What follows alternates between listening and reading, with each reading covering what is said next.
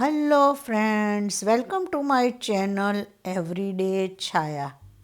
આજે આપણે બનાવીશું લીલી ધાણાની ચટણીનું પ્રીમિક્સ, કે જે આપણે એકવાર બનાવી અને લાંબા સમય સુધી આપણે એને સ્ટોર કરી અને જ્યારે આપણે જોઈએ ત્યારે ફક્ત એમાં પાણી એડ કરી એનો ઉપયોગ કરી શકીએ.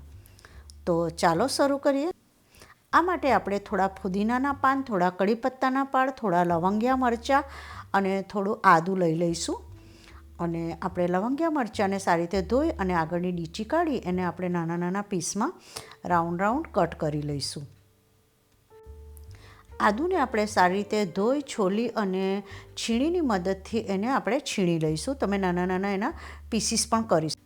તો આવી રીતે મેં આદુને છીણી લીધું છે અને મરચાંના પણ નાના નાના પીસ કરી લીધા છે. મરચાંને મેં એક કિચન પેપર પર એક ટ્રેમાં પાથરી દીધા છે અને આદુને પણ એક પ્લેટમાં પોળું કરી લીધું છે. આપણે હવે જે ફુદીના અને કડી પત્તાના પાનને ધોઈ અને રાખ્યા હતા તેને આપણે એક કિચન ટોવેલની મદદથી પ્રોપર કોરા કરી લઈશું. આપણે એને પણ એક ટ્રેમાં કિચન પેપર પાથરી અને પોળા કરી લઈશું. હવે આપણે ધાણાને સાફ કરી અને એને એક મોટા વાસણમાં પાણી લઈ અને એને આપણે પ્રોપર ધોઈ લઈશું અને એને 2 થી 3 વાર આપણે સાફ કરીશું, જેથી એમાંની જે ડસ્ટ હોય તે બધી નીકળી જાય. અને પછી આપણે એને કોઈ ચાળણીમાં એને પાણી નીતરવા માટે મૂકી દઈશું.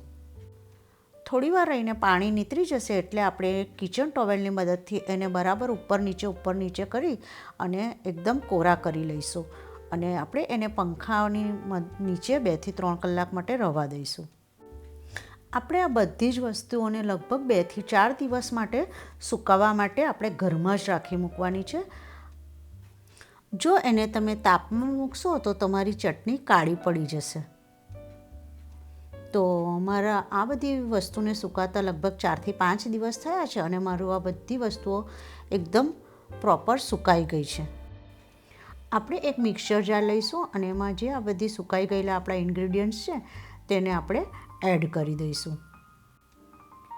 આપણે હવે એમાં થોડા દાળિયા, થોડા શેકેલા સિંગદાણા, થોડો આમચૂર પાવડર અને આપણે થોડી એમાં દળેલી ખાંડ ઉમેરી દઈશું, જેથી ખટાશ અને મીઠાશ આપણી બેલેન્સ થઈ જાય.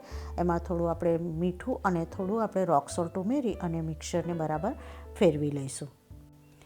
તો આ રીતે આપણો પાવડર ફોર્મ તૈયાર થઈ જશે. એને આપણે એક બીજા વાસણમાં ટ્રાન્સફર કરી દઈશું અને આપણે એને ઠંડો પડવા દઈશું.